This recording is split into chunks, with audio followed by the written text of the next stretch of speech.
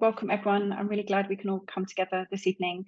Firstly, it's my great pleasure to introduce Rachael Banks, who's an artist and educator living in Northern Kentucky. And her research interests include folklore, ecology, and epigenetics. Her work addresses trauma and nature as central to relationships and experiences with her community. And in 2024, she received a fellowship honorable mention in Silver Eye's annual photography competition. So Rachael, I'll invite you to share your screen so we can hear about your work and your practice. Thank you, Helen. All right, let me share. All right, you all can see the line, right? Yep.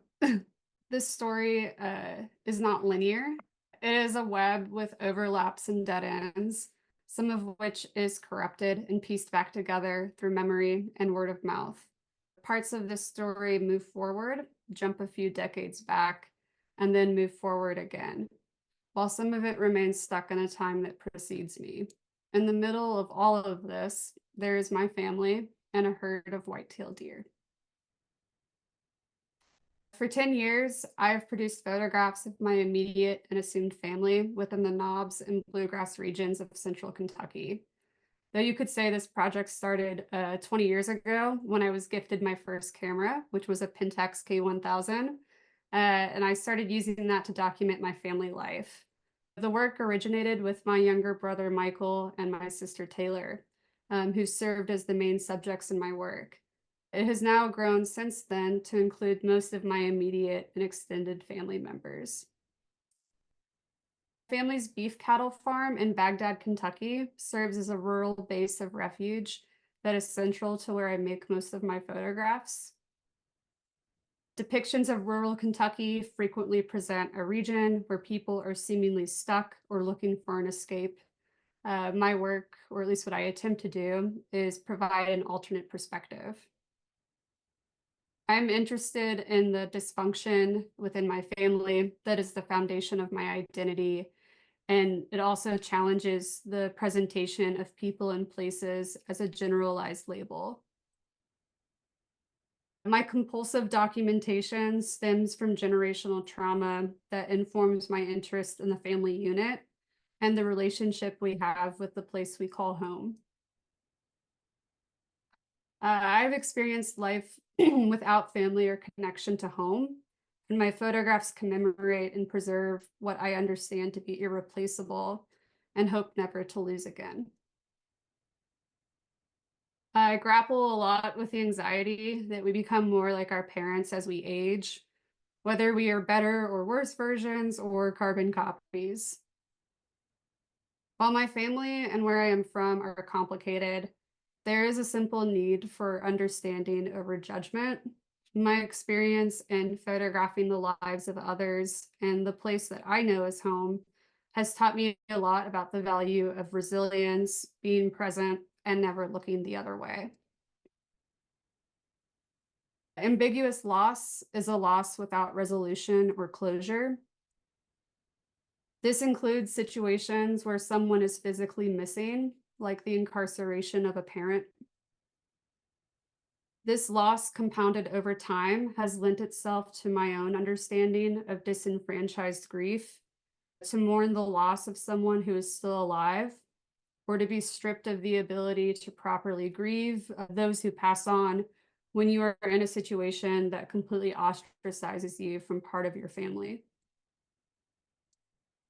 Members of my paternal family have significantly struggled with alcoholism throughout multiple generations. My creative research primarily revolves around my family dynamic and this interest in genetic predispositions for developing alcoholism.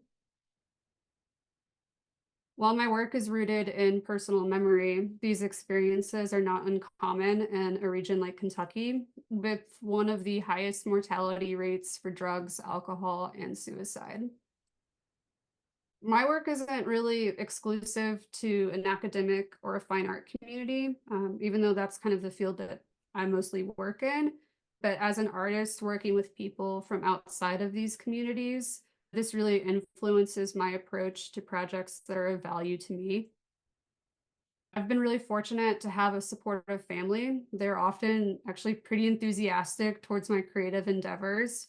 At the root of this series and all of the work I make with them, there is a deep level of trust that I hold myself accountable to respect.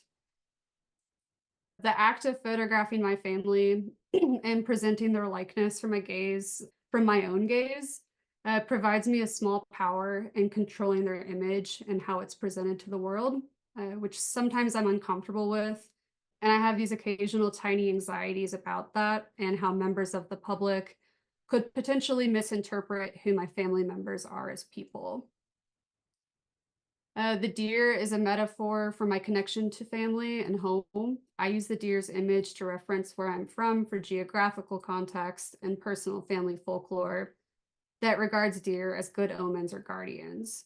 I further utilize the image of the deer to make visual parallels between my family and then the herd of deer that live near my home and my father's property. The image of the fawn represents innocence, but also alludes to the psychological response of fawning, which is a coping mechanism often formed in childhood to avoid adult mistreatment. This next slide is kind of a joke because I always get the question of who is everyone? So here's a really informal web of some of the main characters. I see this body of work evolving parallel to my life, my family's life, and the progression of time. I don't really know if it ends or if there is an ending. It seems more likely like something that grows continually and builds additional chapters. In 1999, my second cousin Cheryl died in an alcohol-related collision. Her parents were my granduncle David, who was the brother of my paternal grandfather, and my grandaunt Marcia. So in short, Cheryl was my dad's cousin. At the time of her death, Cheryl was 22 and my dad was 33, which is my current age, now that I'm saying that out loud. 2 months after Cheryl died, my father was driving my siblings and I through the mountains in Ashland, Kentucky. He was returning us to our mother after a trip to Virginia Beach that she had reluctantly agreed to. My mother had left my father about 6 months prior, and we hadn't seen him since. I don't really remember a lot of the trip, but I do remember the drive home. Eventually, a trooper would pull over my dad and arrest him for drunk driving, and I would spend a night in foster care with my siblings. Sometime after this, I was allegedly subpoenaed to provide testimony to the court against my father as a witness to this event. My dad was not aware of this, and by chance he saw me in the parking lot from the county jail transfer vehicle to the courthouse. So in his immediate act as a father, he pled guilty in an attempt to spare me the additional trauma that I had already endured. This would be the last time I would see my dad for 4 years, not a letter or a phone call. And within that time span, I was also completely cut from my father's family.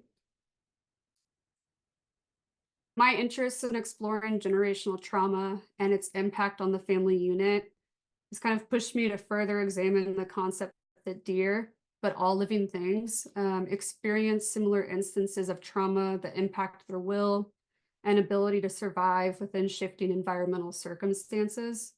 I find myself reflecting on trauma inflicted upon the landscape and its influence on the communities that inherit the scars of the land and the way that we inherit trauma at birth.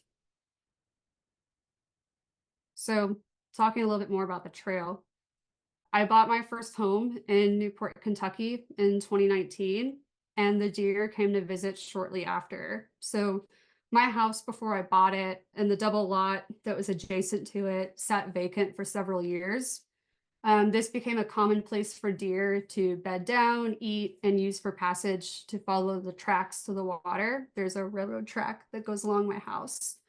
And so they would use this to eat and travel. And I kind of welcomed the image of the deer, and their presence brought me this comfort of childhood nostalgia. Eventually, I fenced off my yard, but I did leave a passage that was covered in trees, this section alongside my fence that would grant safe passage to the tracks. This section outside my fence remained under my care. I would regularly remove trash and replace it with small gifts of fresh water, soybeans, apples, mineral licks, clover, and persimmons for special occasions. Deer serve as a positive metaphor for my relationship with my father, who really epitomizes my earliest experience in feeling loved. When I see deer, I recall memories of watching herds from tree stands and learning to track their movements. The presence of deer served as a good omen in the place of absence. It was definitely one that I held on to as a child. Alongside the deer, there's also the forsythia shrub, which you can see the illustration kind of in the middle at the top. When I was a kid, we would see the yellow blooms, and my dad would always say, "Look, forsythia." During the Victorian era, flowers were assigned special meanings, and the forsythia is associated with anticipation. For better or worse, the forsythia has the ability to blossom without any care or tending to whatsoever. It's not uncommon to find a random forsythia plant in full bloom alongside properties that have long since been abandoned. On my 32nd birthday, my father gifted me a trail camera, ensuring I would not miss out on the mystery of what happens during the chirping hours of the night. I have created several images in varying formats that span several years of witnessing life, joy, peace, conflict, heartbreak, and death along this area by my house, the trail. In 2020, a pair of twin fawns were born. They frequented the trail following their mother. A couple of months later, my grandaunt Marcia would pass away on my father's birthday, finally returned next to Cheryl. After Marcia's passing, I was outside my house and noticed one of the twin fawns nearby. It didn't move. Flies gathered at its ears, bones protruded through its legs, joints in impossible angles, an unfortunate death from an auto incident. And I found myself thinking about Marcia when she lost Cheryl and learned that death shows no prejudice. Sometime after this, my dad would surprise me with a gift left by Marcia, which was a concrete fawn. Sometimes I feel really lost and overwhelmed by these overlapping storylines between my family and deer, as if I'm losing grasp of narrative coherence. But I accept that as I struggle to articulate how much of my past and how much of my present has influenced me. I'm grateful that in the chaos of my past and the cruelty of nature and people, I have not lost care for the living nor forgotten the dead. And to end with the words of Emmett Gowan, we may not make a picture every day, but there's no days in which I'm not looking, and looking counts too. Thank you.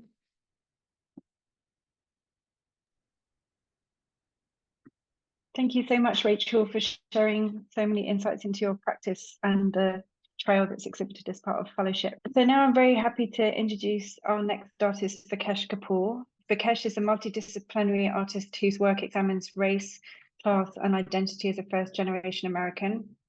His work has been exhibited in solo exhibitions at the Print Center, Philadelphia, Filter Space Chicago, New Orleans Photo Alliance Gallery, LA, among many other venues. And he was recently a fellow in the inaugural Google Image Equity Fellowship with Partners for Freedom's Aperture Foundation, Free the Work, and Creative Theory Agency. And in 2024, he received the Keystone Award in Silver Eye's annual photography competition, which recognizes an artist making exceptional work in Pennsylvania.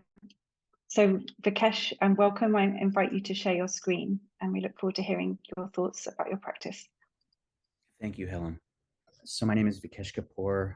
As Helen mentioned, I just want to give a heartfelt thanks to both Helen and Leo and everyone at Silver Eye. It's been incredible to work with you all this year, the fellowship exhibition, and to come to Pittsburgh for the first time to see the exhibition. It's been a great experience for me, and I'm honored to have been selected for the Keystone Award. So thank you. And thank you, Rachel, as well, for that talk. So I received the Keystone Award for work I made in Pennsylvania as part of a commission that I completed for British Journal for Photography and Leica Camera. And the project is called Modern Country Doctor. The seed of this project was based on my mother's career. She was an OBGYN and an immigrant. And after she retired, I asked her, how many people did how many children did you deliver over your career? And she said, over 3,000 children. And our town is only about 9 to 10,000, give or take. So I thought it was really amazing thinking about how, in a sense, she had been responsible for birthing a third of the town in a way. When she joined the hospital in 1977, she was the only Asian immigrant in our town in Lock Haven. It's primarily white and working class. And what I found interesting is that she had a really great relationship with her patients and people in the community. Given how many children she had delivered in the town, anywhere she went, she would be stopped by mothers who would update her on their children. And it would happen when she'd go to Walmart or the gas station. And I found it really interesting that, in a town that is largely conservative and often stood on different side of the tracks than her in terms of socio-political issues, they're able to find some kind of harmony and understanding between each other. And I started this, I did this project in 2021. So we were kind of in the era of Trump, and there was a lot of talk of travel bans and immigration issues. And it was really small towns I felt were really polarized. I was living in Los Angeles at that time and still do. And it was really interesting to hear how people in cities talk about small town America, many of whom hadn't really visited small town America. And I suppose I just wanted to show a more nuanced view. Of course, these issues of travel bans and immigration personally affect me and my family and people that look like me, but I was more interested in showing a less polarized view and showing how some understandings could be met and respect could be shared between communities. This is my mother. I decided I wanted to make one portrait of her for this project. When I started the project, I initially thought that I wanted to just begin with children's photos. I remember as a kid when I would go to my mother's office in the waiting room, there would be corkboards and albums on the table filled with school photos of children who my mother delivered. And oftentimes I would see my friends up on the wall who were my classmates whom she delivered. And so I knew when I came up with the idea of this project that I wanted to start with those photographs and then find the children as adults and make portraits of them. The problem is that when the office closed, all of those photographs went missing. I think that they got thrown away, except for one envelope that my father found. And so initially when I started the project, this is all I had to go off of. And so one of the first things I did was I decided to make a video, which is currently at Silver Eye. So when I started the commission, I had all these baby photos, but I didn't know who these babies were. A lot of them were not marked on the back, or maybe it just gave the first name. And given that this was a commission, they weren't going to allow me to show these pictures as is without getting a model release from these children. And so this was an idea I came up with in order to hide the children's identities a little bit, but also show the amount of children my mom delivered. And so these children are projected onto my mother's hands, and you can see that my mother is breathing. If you look closely, her hands are moving, and her thumbs at this point were quite arthritic and mangled from all of the deliveries that she completed. So I knew that I needed to find more content for the project. So I decided to speak to the local newspaper, and they ended up running a front page story about my project. And it was essentially a way for people to reach out to me who wanted to be a part of the project. And so it became a really collaborative effort with people in the community. Immediately, I started receiving emails from all of these mothers sharing their stories and saying that they wanted to be a part of this. They were telling me, they're giving me all these beautiful stories about how my mother supported them, through tough deliveries, some who almost died during childbirth, teenage mothers who expressed how supportive my mother was and didn't really judge them, even if they were kind of shunned by their own family. And so it was really great to work with the local newspaper and for my mother to experience seeing this on the front page. and that's her looking at the paper for the first time. Here is a corkboard reimagined that I made as I started to receive some photographs from mothers. And then what I did once I started arranging to make the portraits of the children, I set up a makeshift photo studio at the local library outside. This was the height of summer, and it was great. The library was is like a local, a very important hub to the community. And I was doing research in the library and the microfilm, looking for things about the hospital and my mother's practice and looking through. So the library became a very important part of this project. So here's one of the examples of a portrait of one of the children. And so what I did in order to bring my mother into these pictures was I decided to drape saris of hers that were from her past, some were from significant events in her life. And so I carried a bunch of these saris to the local library in the truck. And before a sitter would sit for the portrait, I would go with them to the truck to look at the saris and ask them, which ones spoke to them. And we'd kind of make a decision together on the sari based on what they came to wear that day. I didn't really give them any direction in what to wear. So Matthew here, he's a security guard, and so he came like this because he was about to head to work. And so we chose the orange sari as a good complement to that. I also wanted to make pictures from some of the stories I heard from my mom and dad about my mother's career that weren't really about just the patients. And so my mother would do something interesting where she would sometimes barter with patients who couldn't afford the deliveries. And I don't know if this was illegal. It probably was partly illegal, but this is an Amish made grandfather clock. There was an Amish family that handmade all of these grandfather clocks in our town. And my mother delivered the child, and they gifted us this grandfather clock.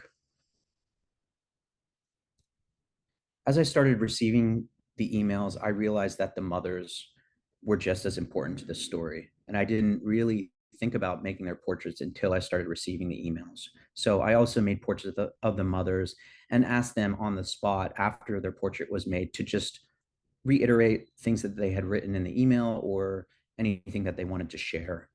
And so this became important to the project as well.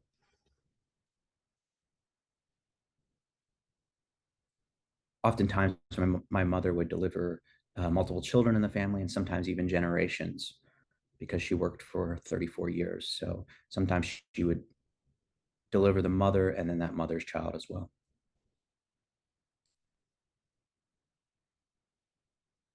This is Leslie Smith. She was my English teacher in high school, and I was good friends with her daughter, Megan.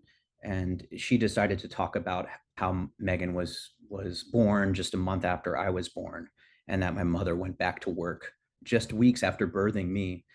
And I actually hadn't realized this because my mom hadn't told me this, but Leslie had written about that my mother was the first female OBGYN at the Lock Haven Hospital and how important that was to the women there.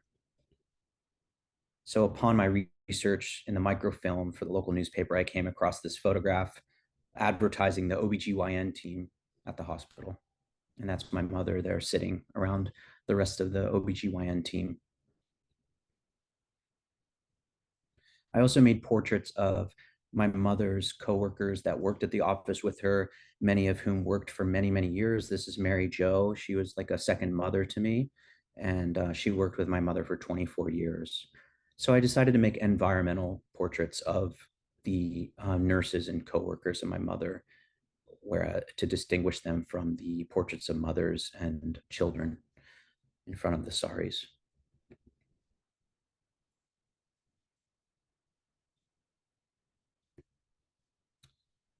Again, another story I found out about as I was working on this project was from my father. And he had told me that my mom used to do something really unique, which is when mothers would come for checkups with their children, sometimes for their first checkup or later on when they were children, My mother would often gift them clothes, baby clothes. And my dad told me that was a really unusual gesture that she made, and that there were even still some clothes left in the hallway closet. And I had no idea about this. And I went in the hallway closet and found all of these children's clothes with tags still on them.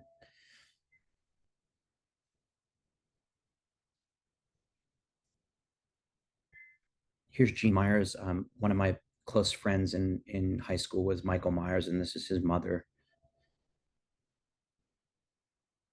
Oftentimes, when I would make portraits of the mothers, I would ask them to consider devotion in their life.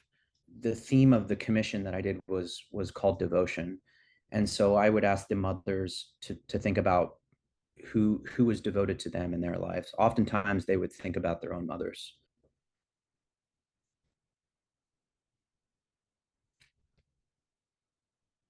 This is Chase.